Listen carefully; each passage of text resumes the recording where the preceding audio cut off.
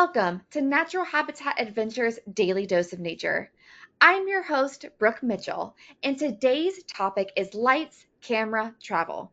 Using media to shape the conservation narrative by Gerry Ellis, Executive Director of GLOBIO, a nonprofit dedicated to using storytelling and media to save great apes, primates, and tropical forest ecosystems. Thank you so much for being here today, Gerry. Over to you.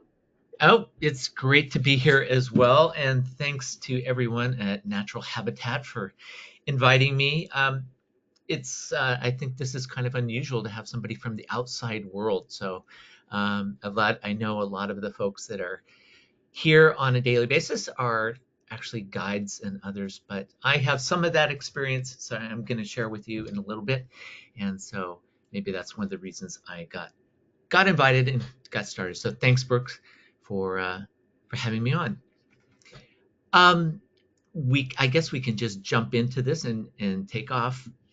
So, as Brooke mentioned, I'm the executive director of GLOBIO. We're a nonprofit based in Portland, Oregon, but our work is actually spread across the planet. And I'll touch on some of that work here in a little bit. I'm also the host of our podcast called Talking Apes, as well as the creator and the producer of our YouTube channel, Apes Like Us. So those are a couple of other vehicles in which we get information out about our organization and the things that we're working on. So today, what I thought we would do is I'd walk you through a little bit, since I'm from the outside and not an employee of Natural Habitat. I thought I'd give you a little bit of background about me, why I'm here, and also about GLOBIO, what we're doing. And then we're going to finish up with some things that I think are really important, and that is travel and storytelling and how that involves all of you that are watching and listening. So, why me? Well, my name is Gerry Ellis, and I think it was actually a cruel trick that Ben Bressler, who is the founder of Natural Habitat Adventures, I think it was retribution.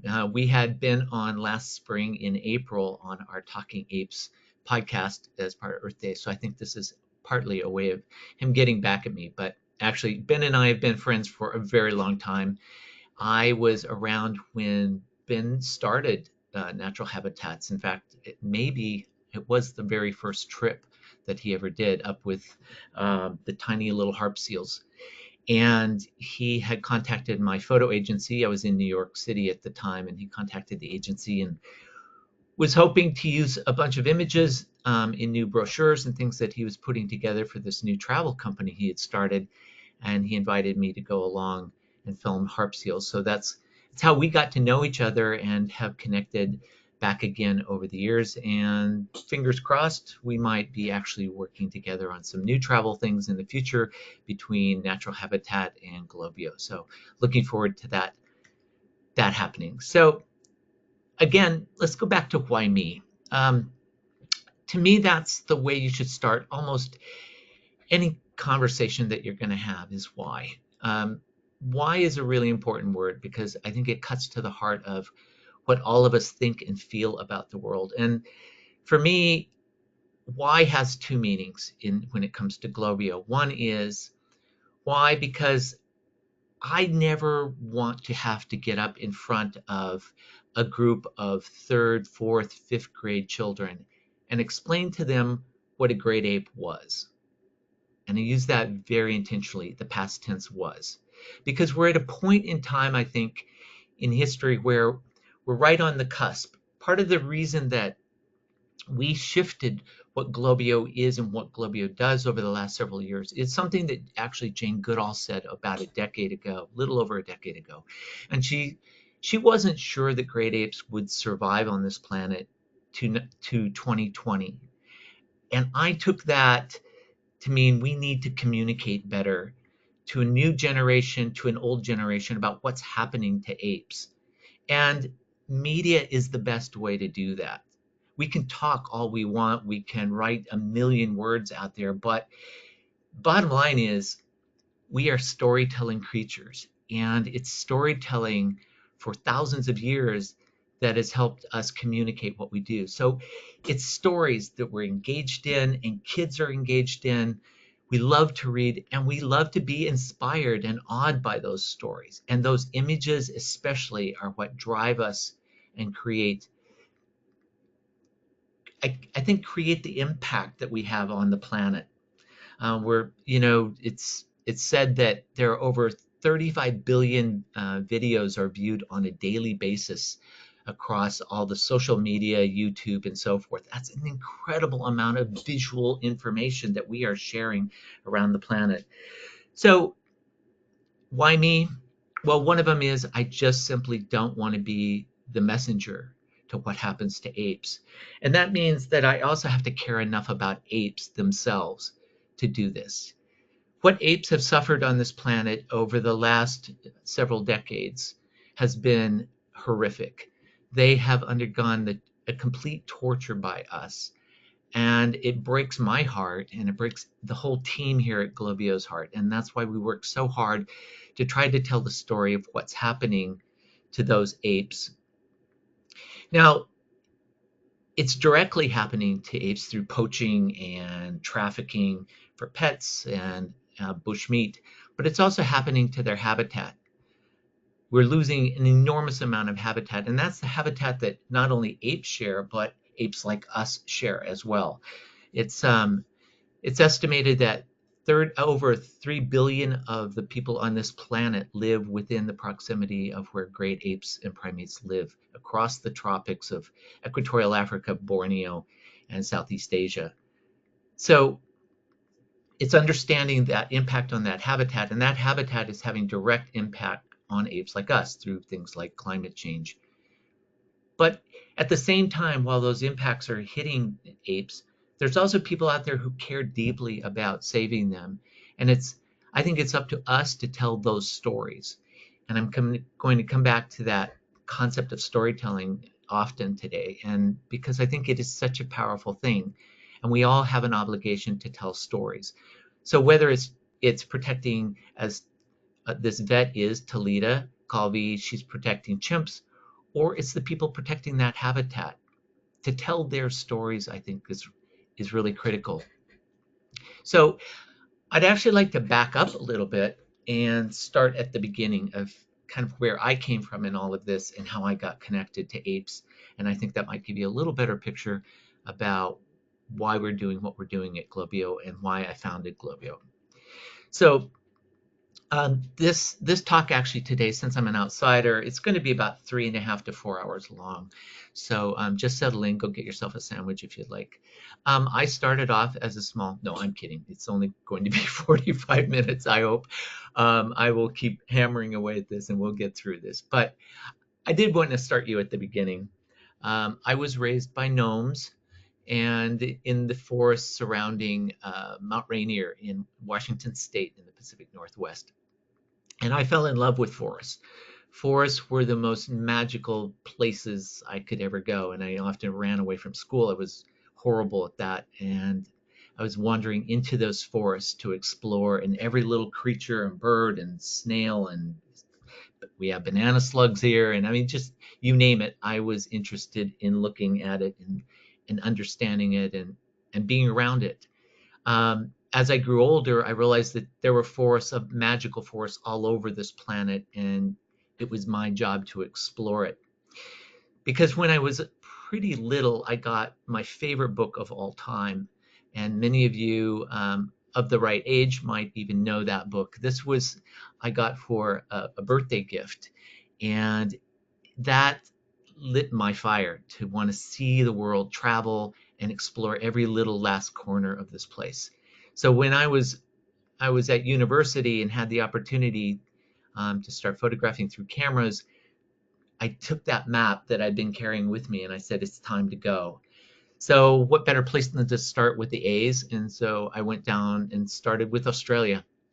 I left and went to Australia with camera in hand. Not really a photographer at that point, but that's where I grew up and learned how to be a photographer. I spent the next 5 years almost living in Australia and Papua New Guinea, just to the north of it, and photographing all the sort of the classic things that you think about when you think about Australia, and including some of the outback. So it wasn't just forests that I was after. That was an amazing experience of all those years, a time to grow up as a photographer and a time to grow up as a communicator. That turned into a couple of books, one of them called The Outdoor Traveler's Guide to Australia. And that was the very first color guide that was ever produced to traveling outside of North America. The Sierra Club had produced a few books before that on guides inside North America, but no one had ever done a guide outside the country. So I was really proud of that book. And again, it was a way to engage other people in seeing our planet and understanding it. The other thing that came out of that time in Australia was a chance to see how other people connect to our planet. And those were Indigenous people. I got the great fortune to live and work with Aborigines in the northern part of Australia. And living and working with them taught me a lot about how Indigenous people are in touch with our planet, how they think about the planet, both as a place to use, but also as a place to be driven spiritually and connect to it on a grander, more emotional scale. The same went for just north of there in Papua New Guinea. I ended up making multiple trips and living with the Huli people over the course of those years. And they too taught me a lot about living in the forest, being connected to the forest, and thinking about the forest as not a place, but as part of who we are and what we are. So it was an enormous, enormous experience those years in connecting to this planet. But going back to that atlas, I was always driven by this sort of childhood storybook talk of Africa. So once that experience was over with, I moved back to the United States, but I almost immediately took off for Africa. And like a lot of you, it's that sort of aura and magic that Africa holds that draws you to it. And so I headed off for Africa. And Africa has been a big part of my life for the last 30 plus years now. I At first I was very connected to I think sort of the iconic Africa that all of us hold in our heads, the iconic creatures. And so as a photographer, I went there to photograph and document all of those, but mostly to photograph. I wouldn't document came a little bit later, but purely to photograph. These were sort of your stereotypic classic shots of nature in Africa, especially East Africa. So it was the big game. It was leopards and lions. And so I was after all the classic shots. But it was a tremendous experience in getting to know another place, being there off and on. But one of the things that captivated me about Africa was the skies and the weather, just the landscape of the place. And I think I carried that over from my time with both the Aborigines in Australia and the Hulis. Over time, I realized I needed to share that experience. So just like in creating a travel book to Australia, I needed to find another way to do that. And I started guiding myself. So I became what many of the folks at Natural Habitat are, is a guide to natural history. And I think it's one of the most noble things you can do is to share with others not only the experience of another place, but also your own passion and enthusiasm for that place. And so over the years, I've guided all over the planet. I think now I've probably guided to about 30, 40 different major destinations around the planet, from Africa to the Amazon to Antarctica, over 40 trips crossing the Drake Passage, and still alive, which is amazing. It feels like sometimes, because it can be an incredible crossing. But I love Antarctica. It's like one of those places that I think everybody on this planet should see. It's like traveling to another planet entirely. But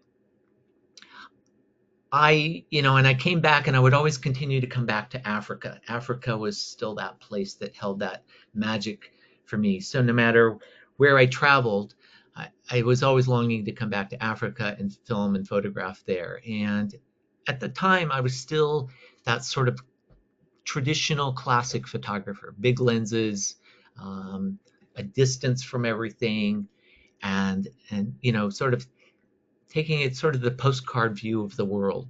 Um, and I began working a lot for World Wildlife Fund at the time, and I was one of their chief contract photographers around the planet. So I was getting those shots that I think we all think of as sort of iconic of wildlife and the planet. But it was while I was back in Africa in the late actually 1980s, early 1990s, that a friend said, "Are you interested in photographing chimpanzees?"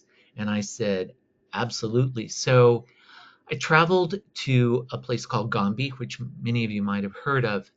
It's famous for this woman, Jane Goodall. And so through letters at the time, there was no email, WhatsApp, all those kinds of devices. So through letters, Jane finally agreed to let me come to Gombe. And at Gombe, I got to not only know Jane Goodall, but I got to know chimps on a very, very intimate level.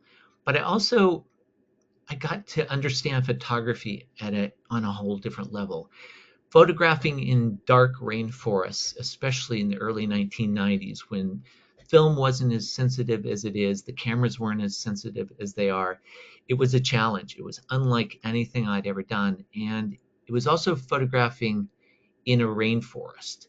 Now, while I'd grown up in forests and loved forests, it's the one thing to put your eyes down to a snail or some little creature crawling along the forest floor. It's another to try to get a photograph of it in those dark places.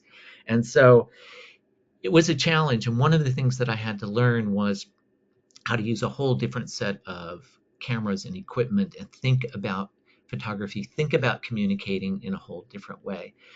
So I made a lot of returns to Gombe and to Jane, and it was an incredible experience to get to know that family of chimps that she had become famous for and that she knew so well. This is actually the F group, Fifi, and her little brood, and the tiniest one there in her arms is called Faustino, and Faustino hadn't been born not too many months before I got there, and so it was incredible to be with, Fifi and Faustino and all of Faustino's sisters, and get to see family at work. So get to see wildlife on a whole different level, a different perspective, and on a really personal level to get to know personalities.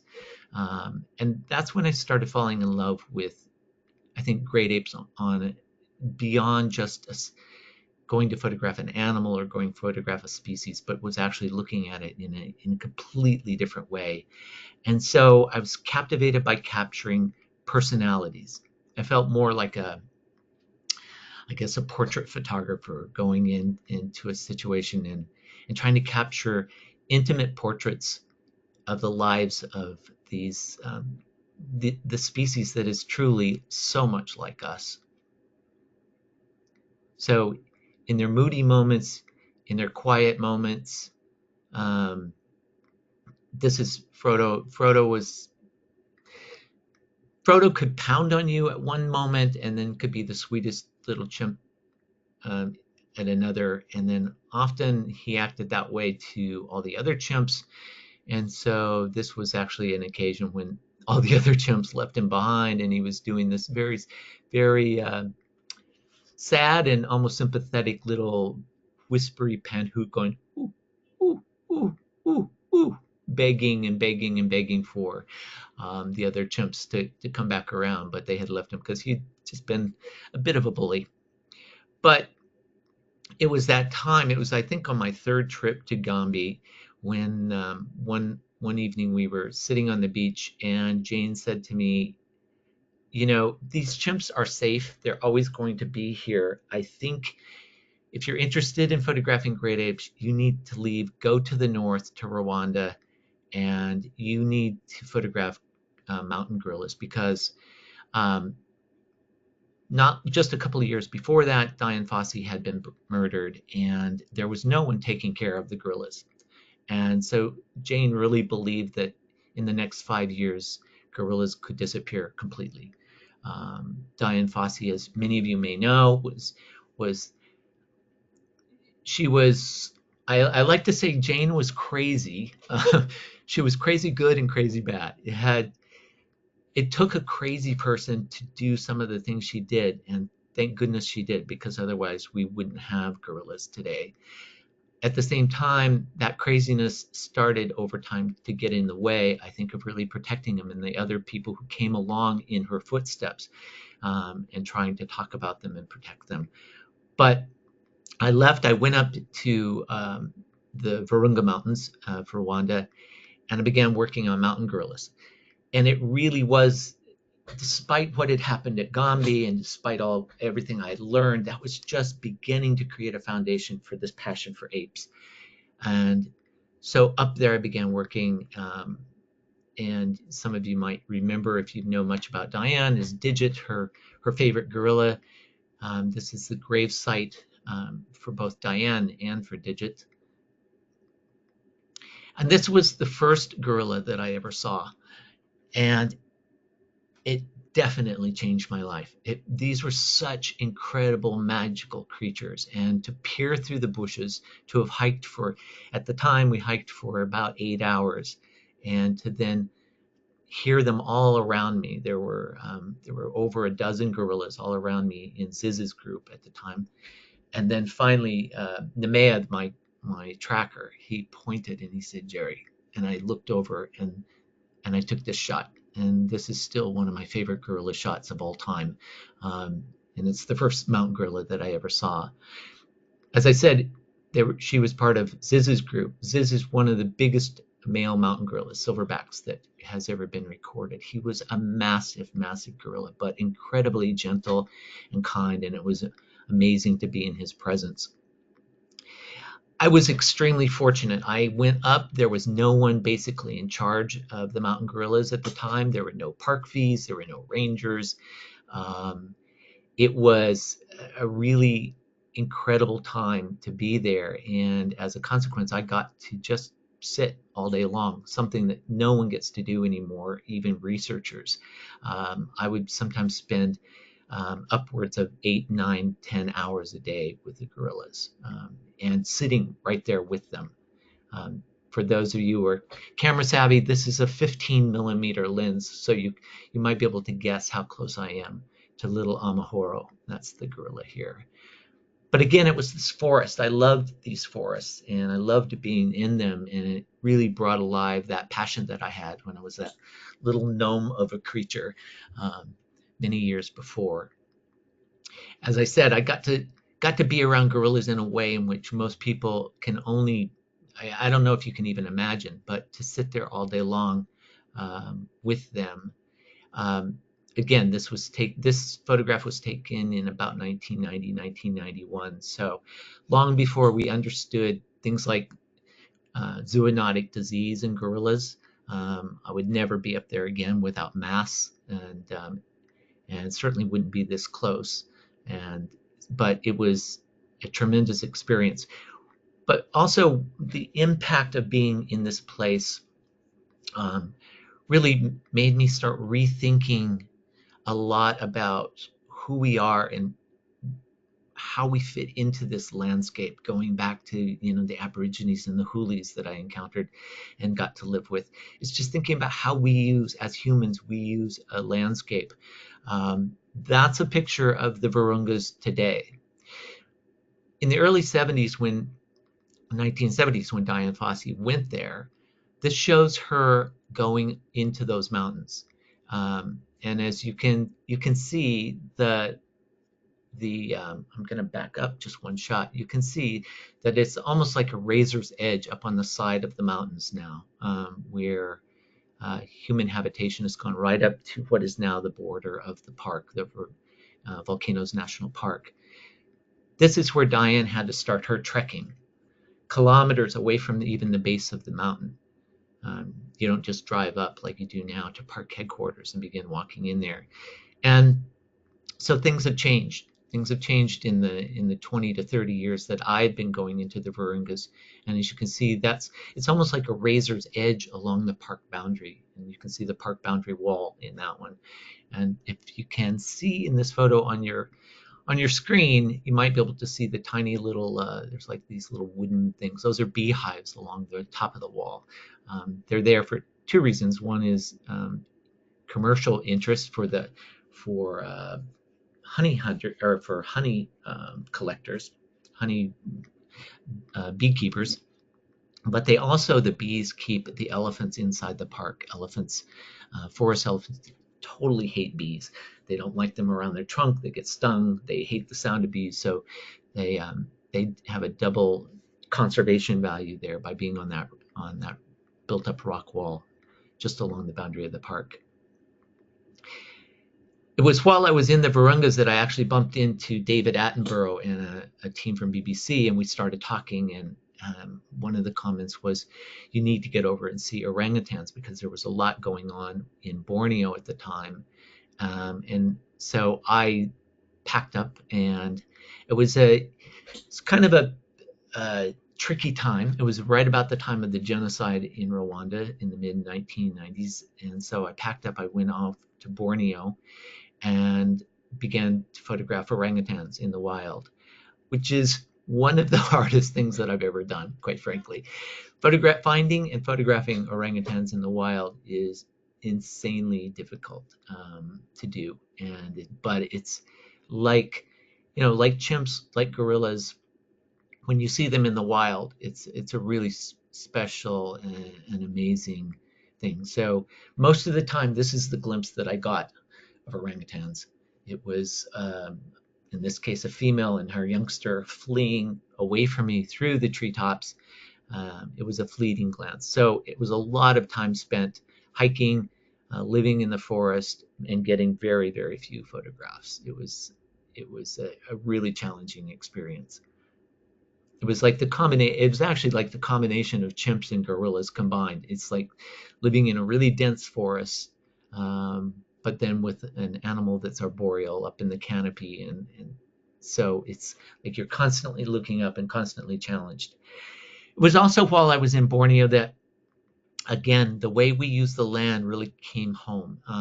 I went in on one trip, spent several weeks in the forest tracking orangutans, and when I came out, an area that I had just driven through that was giant forest was being attacked by bulldozers and chainsaws, and it really left a huge mark on me. It was at a time when I was also beginning to hear about the level of deforestation that was happening in places like Borneo, for palm oil, primarily, some rubber, some paper, but primarily for palm oil. And I began to see the devastation that it was causing. It was just huge swaths of rainforest were being lost. And that's the home of orangutans. It's the home of proboscis monkeys, of forest elephants. And it was also the same time when I was starting to hear, there was a couple of words that were popping up more and more amongst the people that I was working with in the field, and that was climate change. And we were just beginning to understand the impacts of that climate change. And now as the late 1990s rolled around, that's when I began to think I was talking to the people at World Wildlife Fund, I was talking to some of my other clients, and I just realized I needed to say something different about this media that I was creating. It needed to have a bigger voice. And so I actually went back to Africa and began doing stories about poaching. These are actually wildlife wardens around here. They've rescued the small antelope it was caught in a snare and it's still alive, so they were able to pull it from the snares and release it. But I started doing stories about poaching, and at the time, one of the biggest poaching problems came around elephants, and it was on the rise. The amount of poaching for ivory that was going on in Africa, CITES was re-looking at whether elephants would be on what's called the Appendix 1 or 2 of the Red List, and so in other words, how endangered they would be. And elephant numbers had plummeted. They had plummeted from about the time I was born, which in 1956, there were close to 1 million elephants that were wandering the planet. By the time I was there in the late 1990s, the beginning of 2000, they had plummeted to less than 100,000. People talk about herds of 60,000 roaming, parts of East Africa, and that just, seems unbelievable that you could see 60,000 elephants in a herd when if I would be lucky, I could find 60 in a herd. That would be an enormous herd. But so I went to Africa to do a story about elephants. And about this time, I was also considering giving up photography commercially and filmmaking commercially, and because it wasn't bringing the rewards I wanted, it wasn't communicating what I thought. So I went there and I decided to do a story that was a little bit different about elephants, about how elephants and humans interact. And that story had to do with orphaned baby elephants. And that eventually became a small film and a book called Wild Orphans. And that really has changed my life in many, many ways, because the story that we began to tell was how not only humans had put elephants on the brink of extinction, but it would take humans to bring them back from the brink of extinction. So it was a story about both sides of that coin, and how do we tell it? How do we communicate it? And again, it forced me to change my photography and my filmmaking in a completely different way. I needed to be more personal with it.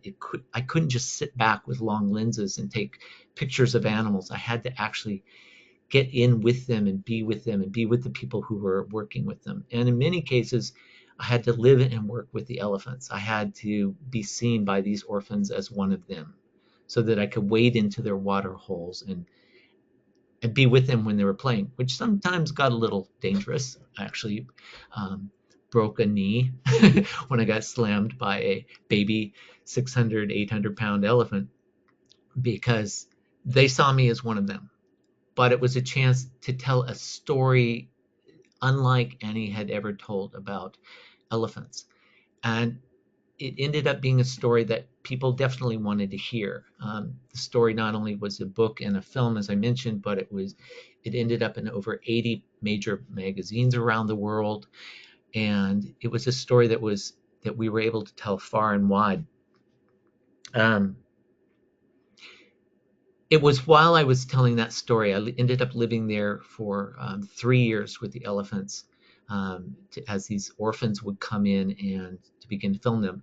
And at this time, there was only maybe 1 or 2 orphans per year. But the first year I started working, a renewed amount of poaching had happened. There was a drought going on in north central Kenya, and there were actually 14 baby elephants came in. 8 of them survived. 6 of them died while at different points after coming into the Sheldrick Wildlife Orphanage, which some of you may have visited. It's right on the outskirts of Nairobi. Also, being on the outskirts of Nairobi gave kids a chance to come and see elephants. Now, elephants are the national symbol of Kenya. It's on the flag. It's on the president's scepter. But yet, here were kids coming from downtown Nairobi, population almost 5 million. They had never seen an elephant. This was their bald eagle. This was their iconic species, and these kids had never seen it. And when I was filming one day at the orphanage, I'd come back because we had rescued a baby, and I was back filming that baby. I went out during the 1 hour during the middle of the day when they bring some of the orphans to a small watering hole, and kids had come in, and these kids were so excited, and they were just so mesmerized by this creature. So as I was filming, I realized this was a story that I hadn't seen told before. And I went up and started talking to them afterwards when the babies all went back into the bush with their keepers. I started talking to the kids and their teachers. And as it turns out, these kids had never seen an elephant before. But over the next 90 minutes or so, they started asking me all these questions about elephants, about how these babies got here, and about poaching, and about deforestation, and about world economics, and about ivory trade. And I thought, what if we could engage kids around the world in that conversation at that moment? And that was the birth of the internet about that period of time, being the birth in the sense that we use it as more of an ongoing tool. And I thought, we have this tool. Why don't we we use it for something amazing, like telling kids around the world how other kids see the world. So it kind of pushed me back to that original world that I'd grown up in, and I thought about that big book, that atlas that inspired me so much to travel and want to see the world. And I thought, well, what if we could create another sort of digital book, and that book would be GLOBIO, and where kids could actually discover the world, and we could use incredible this this range of tools that I had at my disposal for filming, for photography, for audio recordings, and we could really start using it to communicate about what's happening on the planet, and engage another generation. And so that was the birth of GLOBIO in 2001. So going back to why me, I don't know why it chose me at that point, but it was taking those cameras, going out and trying to create a whole nother view of the world. So we looked around and we said, from a GLOBIO perspective, how can we connect kids? Where are the opportunities to do that? And we thought we picked what are called CMVs, charismatic megavertebrates. And those are those big lovable creatures. They're the tigers, they're the elephants, they're the gorillas, they're the things that we know from storybooks and we love. And one of those is the panda. So I traveled in the early 2000s. As GLOBIO, I traveled to Wulong, which is in the mountains of Sichuan province in southwest China. At the time, it was the only really breeding center for giant pandas, and the home of giant pandas in those forests that you see around the Wulong breeding center now. Now it's changed quite a bit. This is from back in 2003, I think it is. But I went there to film pandas, with the help of a young woman, Catherine Fung, who was also Chinese, but a Chinese American. And so we went there and worked at filming pandas. And while there, we wanted to tell the story of pandas that kids would understand, a very personal story. We were able to do, because we were committing the kind of time we were committing, and we weren't there as a profit organization maybe, we got an extraordinary opportunity. We were living there on a pretty extended basis. And this is a giant panda. This is the first color photograph ever of a giant panda giving birth. And right there is the tiny baby that's coming out. You can just see the head and the arm as it emerges. And pandas, after you're around pandas a little while, you begin to understand why they may be endangered. It's not just because of habitat and bamboo, but they shoot this thing out like a little hot dog, and it comes flopping out onto the floor, and then the mother has to pick it up and clean it up and stuff. But the actual birth itself is I would think, pretty traumatic event. She doesn't just kind of cuddle it as it comes out. It just comes firing out of there like a little skyrocket. It's pretty amazing. But at the Wulong Center, they would then take the babies, and quite often pandas would have two babies, but the mother wouldn't be able to take care of both. So what they would do is they would take one of the panda babies and they'd swap it out. So we had an opportunity to tell the story about what happens to pandas. Pandas as they grow up in this place and what it takes to save pandas. Some amazing photographs, but again, photographing pandas in a way to tell the story in a very, very different way than long lens, your sort of traditional wildlife stuff, because we were trying to tell a story about pandas that people would understand, but also connect kids to it. And so we actually started connecting kids in the Wulong Valley that were kids of the keepers, kids of the staff, and other farmers in the valley. And so we started working with their schools in the US, and we actually worked with Intel to set up computer labs and start sharing their stories. Because to me, that was the most important. How could we get them to tell their stories about what life was like there, what their experiences were like there? And as I said, it took photography and filmmaking in a whole different direction for me. It was a very in your face, a very personal thing. It wasn't, standing back in a vehicle, half a mile away and filming, cheetahs running across the Serengeti. It was wide angle lenses and getting right down to very personal. And because of what we were doing, and also during a period of that time was about a year in which China was closed off because of SARS. We happened to be there, and so we got locked in the Wulong Sanctuary, which kind of harkening back to those gorilla days when I was up there with mountain gorillas and nobody else was around. This was like the same situation, being with pandas and nobody else is around. So the staff and the director, and he said, go for it, do what you want to do, and get the film that you need to get. So we had this amazing experience. So after 20 years of GLOBIO, just a few years ago, we celebrated our 20th anniversary. We realized that we had really begun to change as an organization.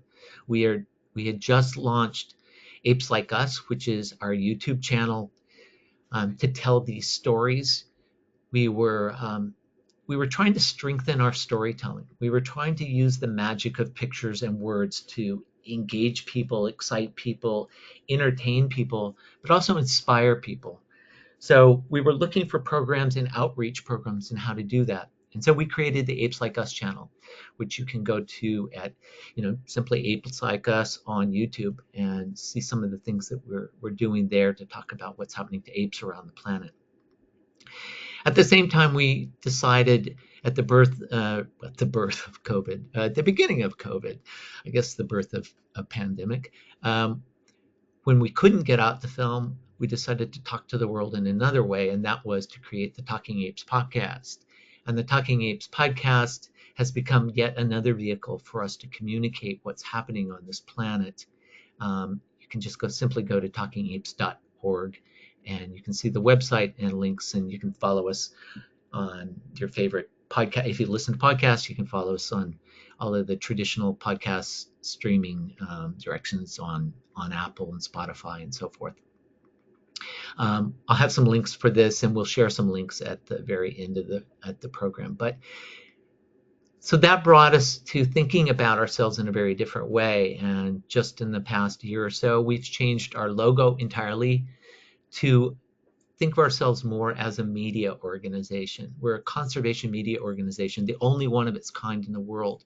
And our job now is really to work with all of those NGOs out there, non-governmental organizations and conservation groups on the ground that are trying to, from our perspective, protect apes like us, and their forest homes. Because, like I said earlier, in doing so, we also protect not only over 3 billion people on this planet that are closely connected to them for their livelihoods, but those forests protect us all 9 billion of us on this planet.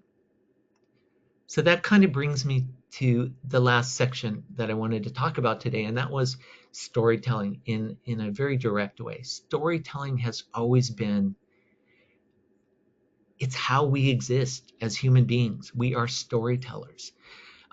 Whether it's reading a book and learning about something, discovering it for the first time in a book,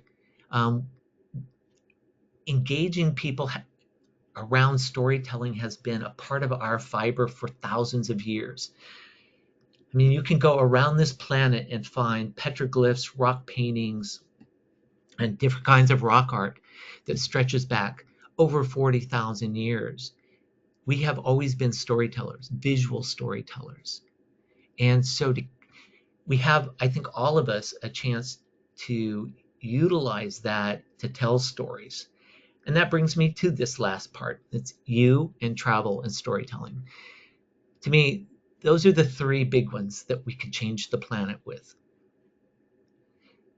We now have at our disposal so many ways in which to tell stories, so much equipment, so many vehicles in which we can all personally tell a story.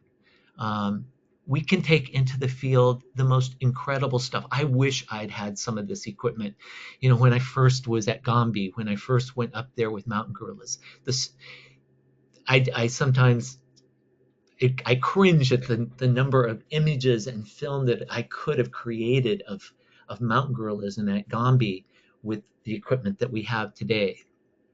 But what really excites me about all of that and the storytelling that we can do is what sits in all of our hands. And that's really what I'd love to impress all of you with today, is the fact that within all of our hands is the power to tell amazing stories. We can now walk into the field, any one of us, with these tiny devices that fit in our pocket, and we can tell incredible stories. We can also put those devices in the hands of children, and they can tell their stories. I can't tell you the power of that thing in that child's hands right there. All of us walk into these experiences with this opportunity. I don't think anyone listening to this on a natural habitat adventure tour that hasn't gone there without a camera in your hand, or at least an iPhone in your hand, or some other kind of smartphone. The power you have to tell the story of the place that you just were and what you saw and how you felt about it is enormous, and the power to share all that. I go into the field working for GLOBIO, and I take a lot of really, what you would think of as more sophisticated equipment.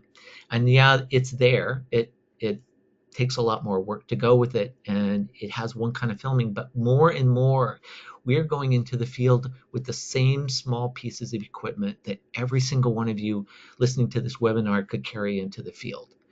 iPhones and a tiny little microphone that costs literally $50, $60 that records incredible sound to do interviews with people. These are two wildlife rangers in eco guards, they're called, in Sierra Leone. So sitting and filming a whole interview with them, which we put up on our Apes Like Us channel. And the best way to do that happened to be through the iPhone. So these smart devices are everywhere, and they're getting better and better and better. The level of sophistication that's packed inside those tiny devices is extraordinary. And quite frankly, as I'm going to show you in a minute, they have huge advantages over, those giant lenses that people carry around. This is one of my favorite things. It's by Jarvis Chase. He's an entrepreneur, photographer, storyteller in Seattle, Washington. And he's written a book, but this is one of his sayings. It's the best camera is the one that you have with you. And I don't think there's more powerful words, because you can have the most amazing camera equipment in the world, but if it's in your camera bag or it's back in the room and there's this moment you need to capture, that iPhone in your hands is the most powerful camera you could ever own. This, for example, is an iPhone photo. I was guiding in Elizabeth National Park very recently. A group. We were primarily there to see chimpanzees and gorillas in Uganda, and we were in the park. And this group of female elephants had stopped, and because the babies were tired, so we pulled up the vehicle, stopped, and since there were nobody else around, the elephants, after just a few seconds, began to relax. And this is actually shot all on an iPhone, because there was no way we could make the kind of disturbances we needed. Now, some of the guests I had with me, they had other cameras, but I shot the whole thing from the front seat on an iPhone. And this is a still frame that came out of that. You can pull still frames now from the film. And so you can see that this is as sharp and beautiful as anything taken with, a big sophisticated Nikon or Canon or any other camera. So in your hand, right at the moment, that's when you need that. And so that's the best camera you have. And so I really would love to just impress upon every one of you, you have this ability to tell a story with this small device that you can carry around in your pocket. And you can tell stories about the world you discover and the world you see. These are all iPhone photos. This is on a walk in a woods nearby with my partner, and she's the tiny figure down in the bottom, and it just was a strike. It was this beautiful, beautiful morning in the fall, and it was just this striking image. I was able to pull it out, go to wide angle, and bang, there was this incredible photographs. With some other friends that I think are listening to this webinar, we were in Eastern Oregon birding, and this insane lightning storm came through. And so being pelted by rain, I'm out there. And that's the other thing. The iPhone doesn't care about getting rained on. I don't have to protect it and worry about it. And filmed, and this is a single frame from filming it at 4K. I think it was 4K, 120 frames a second or something like that, for those of you who are photographers and paying attention to this. So you capture these moments. You have an opportunity on this device and to tell a story. I was working this is in Cameroon, and I was filming chimpanzees up in the top of the canopy, and they were flying around up in the top of the canopy, and I'm trying to get film of them, and as they all of a sudden kind of froze and came to a halt. And when they did, I realized that they had found a chameleon. Well, to save the chameleon's life, the chameleon just turned loose and plummeted down to the forest floor, and it grabbed a hold of this branch and started climbing back up. So there was no way with the equipment that I was filming the chimpanzees that I could get a shot. So I grabbed out of the side of my bag my iPhone, put it on wide angle, crawled underneath the chameleon in this little branch, and shot up into the canopy to get this shot. So again, the best camera is the camera that you have. Again, these are all iPhone photos, but it's that, having that presence of mind to just say, film, tell that story. Being trapped on a journey into, we were going into film wild chimpanzees into these mountains, and the unexpected rains came, and so what was supposed to be a 14-hour journey became a multi-day journey, as we spent half our time digging ourselves out. But I was able to get out in driving rainstorm with the iPhone and just begin to tell that story. This is a tiny little civet. This little civet was coming and exploring a place to eat, and we kept watching it every day. And so I stuck the camera down on the path that we knew that it kept coming, and just turned it on and let it start filming, and stepped away. It filmed for about 15-20 minutes, and this is a single frame out of that filming, again on the iPhone. Sometimes you can't use a bigger camera. In this case, this was a newly rescued orphan baby chimp that absolutely was scared to death of the cameras. So the only thing I could use at this point was to strip down the iPhone of all the other things around it and go in just with it, so that I could begin to get images of that. But at the same time, it can take extraordinary pictures.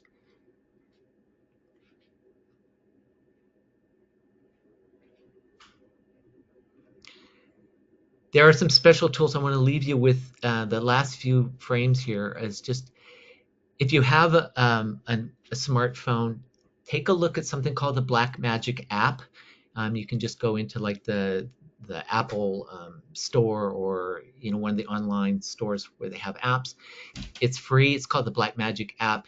It'll literally turn your smartphone into a full-fledged filming camera with control over all of the settings, all of the apertures. So for those of you who are familiar with photography, maybe we'll do something here on the webinar in the future about using your iPhone specifically, and go through this in more detail. But you can find tutorials about this on YouTube and others. It's called the Blackmagic app, and again, we'll leave a link later on for it.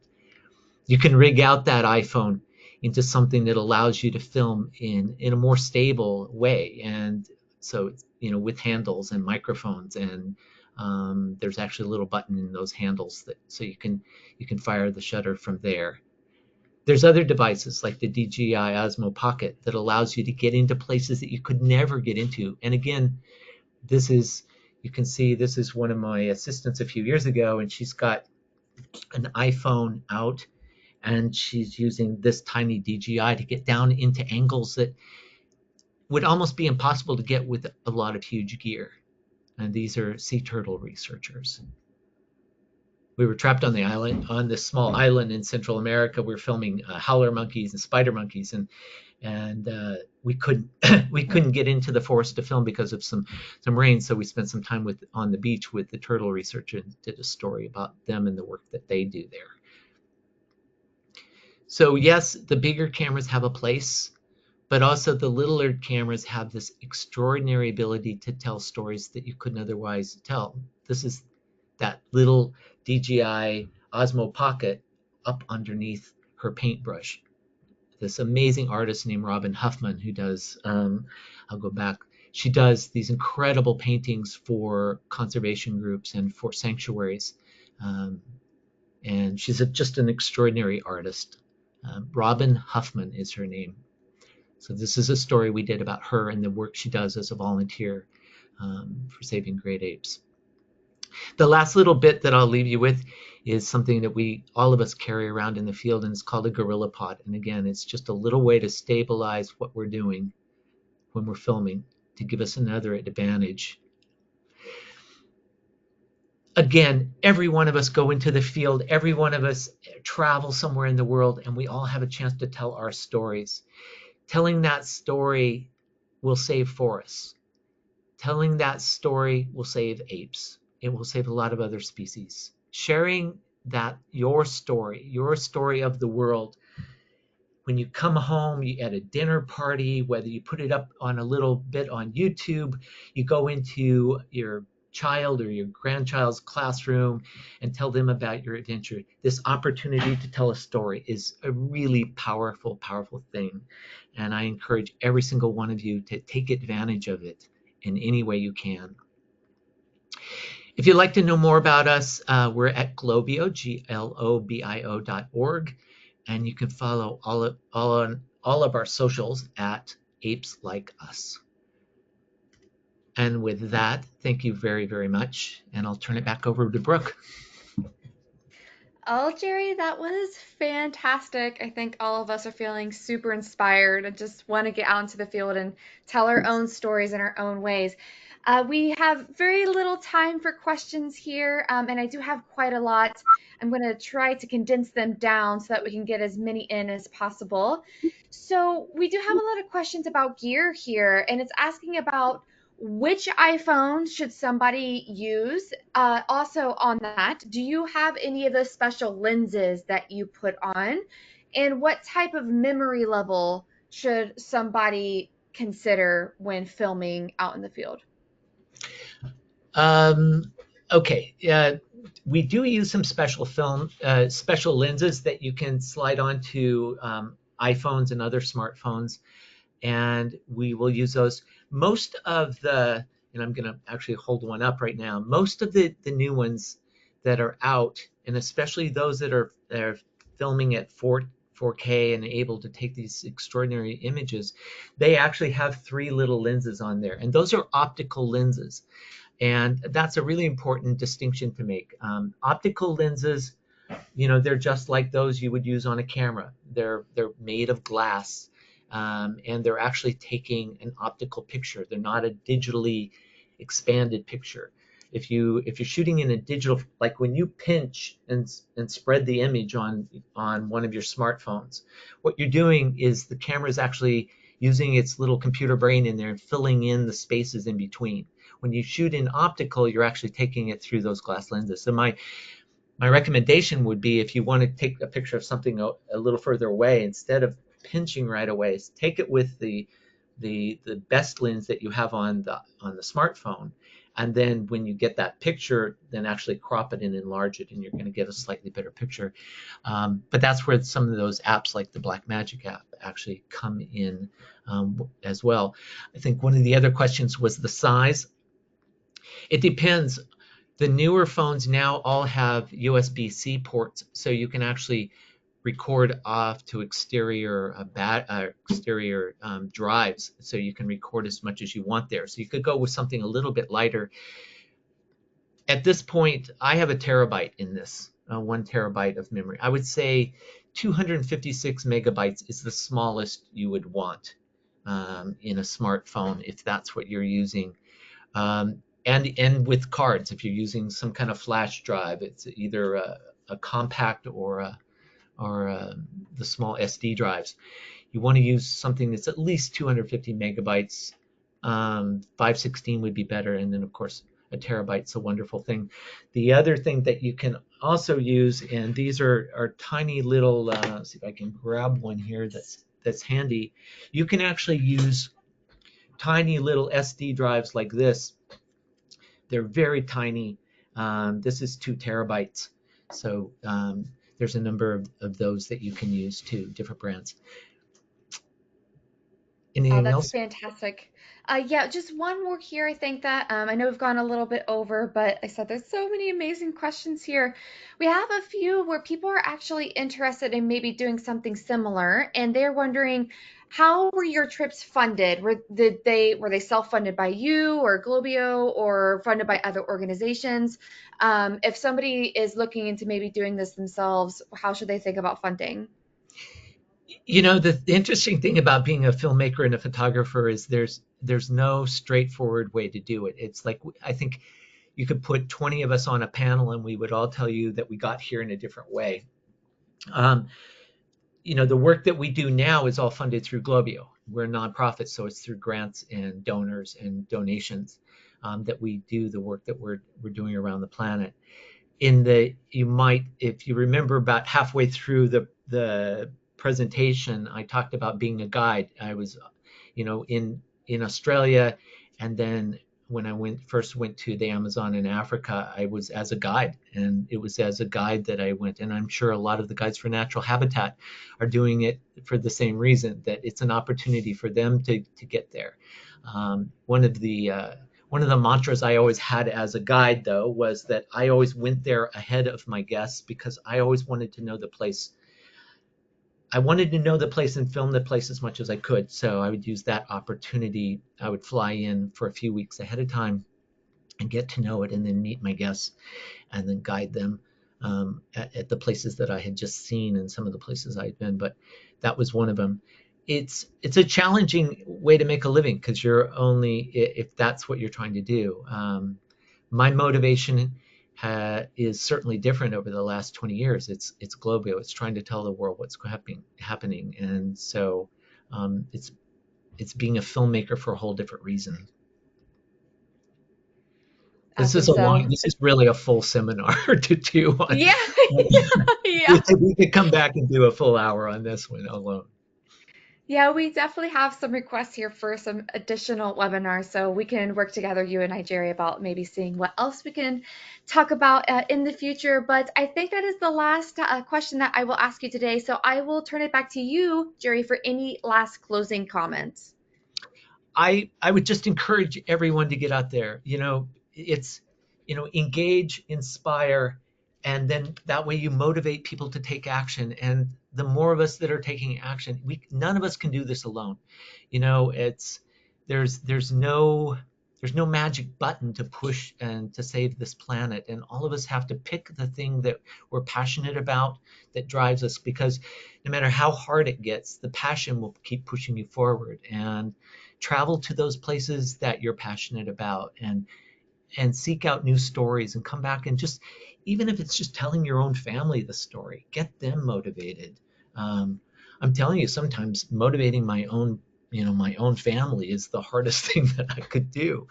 um, and so, yeah, it's engaging all of us. And again, we have the power to tell stories in a way in which we all connect, and that's visuals and audio here. I mean, we've been storytellers from the beginning of humankind. I could not agree more. Well, wonderful, Jerry. I just wanted to say thank you so much for taking the time to present to us today. And I would also like to thank everybody who tuned in. Join us tomorrow for our next daily dose of nature. You can check out this week's lineup, including registration links, on our website at nathab.com/webinars. We did record today's presentations, and we will have a replay available on our website soon. And I will also make sure to get all of those links from Jerry and include them as well for you all, because I know that you are asking for them. With that, everybody, I will conclude the webinar. Goodbye.